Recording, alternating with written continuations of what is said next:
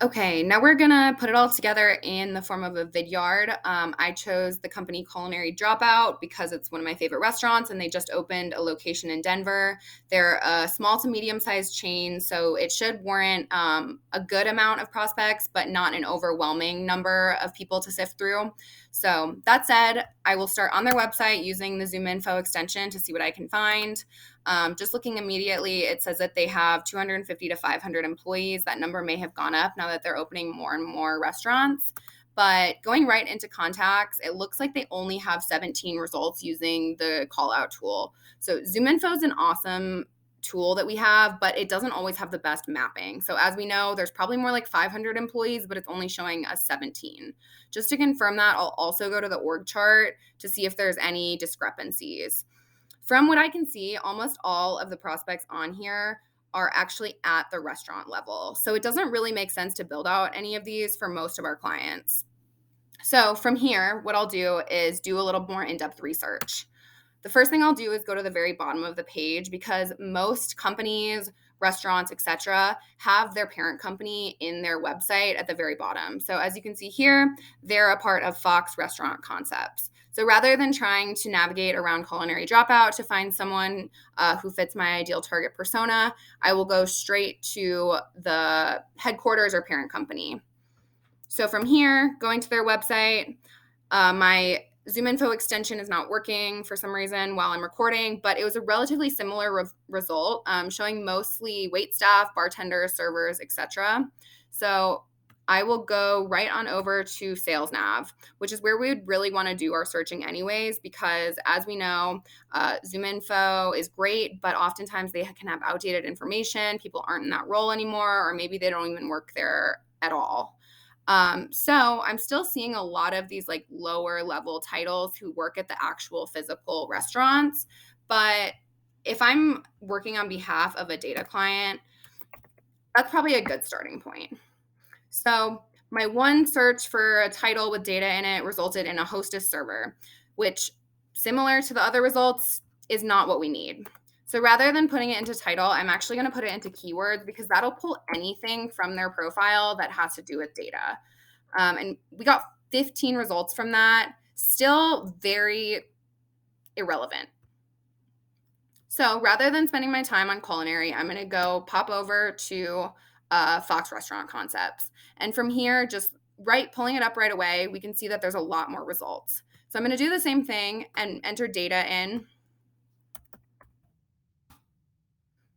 And no results. Going back up to keywords,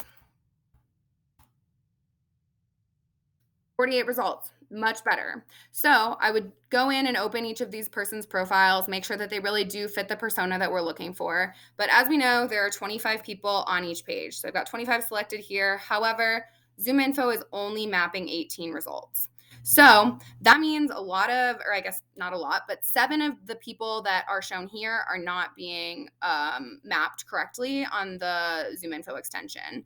So especially if there's a perfect person that doesn't show up on here, obviously I'll go in and add the ones that make sense. But right off the bat, I can see that Cassie's not showing up. And maybe a development project coordinator is exactly who we want to be looking at.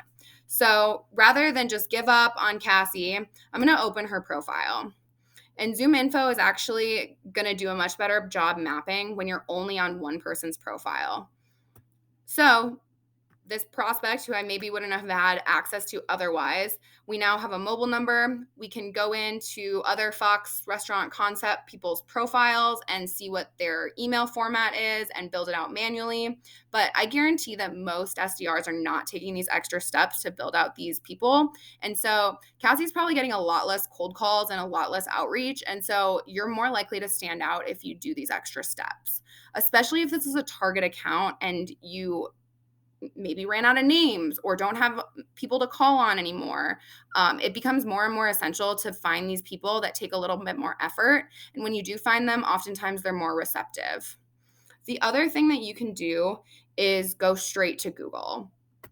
You'd be surprised how many people's profiles won't show up when you do a generic search on LinkedIn, or ZoomInfo for that matter, but do show up when you just type it into Google. So I would always search either like the keywords such as data or the functions, CIO, IT, etc.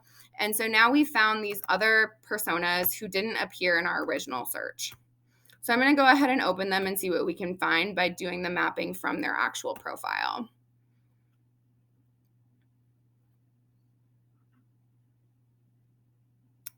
And these results are awesome. We've got a direct HQ mobile business and supplemental email. We can also add them on LinkedIn. We'll try it with Russell as well. And same thing, really strong contact quality. And we can also go into the org chart and see let's go try it on Chris and see who else is in his department. Many of these people did not come up in our original search, but we just found a lot more contacts relevant to our role.